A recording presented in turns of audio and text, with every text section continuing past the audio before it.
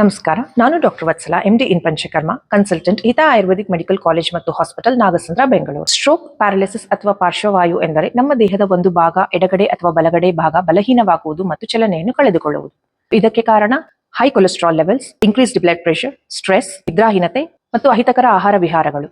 ಇದರಿಂದಾಗಿ ನಮ್ಮ ಮೆದುಳಿನ ರಕ್ತನಾಳಗಳಲ್ಲಿ ಬ್ಲಡ್ ಕ್ಲಾಟ್ ಅಥವಾ ಬ್ಲೀಡಿಂಗ್ ಆಗಬಹುದು. ಮೆದುಳಿನ ಒಂದು ಭಾಗಕ್ಕೆ ರಕ್ತ ಸಂಚಾರ ಸ್ಥಗಿತವಾಗಬಹುದು. ಇದರಿಂದ ನಮಗೆ ಪರ್ಮನೆಂಟ್ ಅಥವಾ ಟೆಂಪರರಿ ಡಿಸಬಿಲಿಟಿ ಕೂಡ ಆಗಬಹುದು. ಇದನ್ನು ನಾವು ಸ್ಟ್ರೋಕ್ ಅಥವಾ ಪ್ಯಾರಲಿಸಿಸ್ ಎಂದು ಕರೆಯುತ್ತೇವೆ.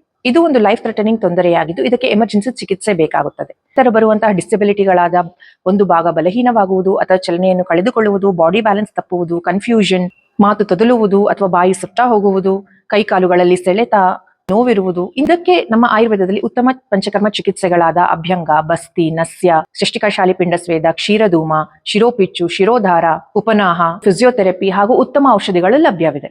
ದುರ್ಬಲವಾಗಿರುವ ಮಾಂಸಖಂಡಗಳು ಹಾಗೂ ನರಗಳಲ್ಲಿ ಪುನಶ್ಚೇತನಗೊಳಿಸಿ ಮತ್ತು ಅದಕ್ಕೆ ಶಕ್ತಿಯನ್ನು ತುಂಬುತ್ತದೆ ಮತ್ತು ನಿಮ್ಮ ಕ್ವಾಲಿಟಿ ಆಫ್ ಲೈಫ್ ಕೂಡ ಇಂಪ್ರೂವ್ ಆಗುತ್ತದೆ.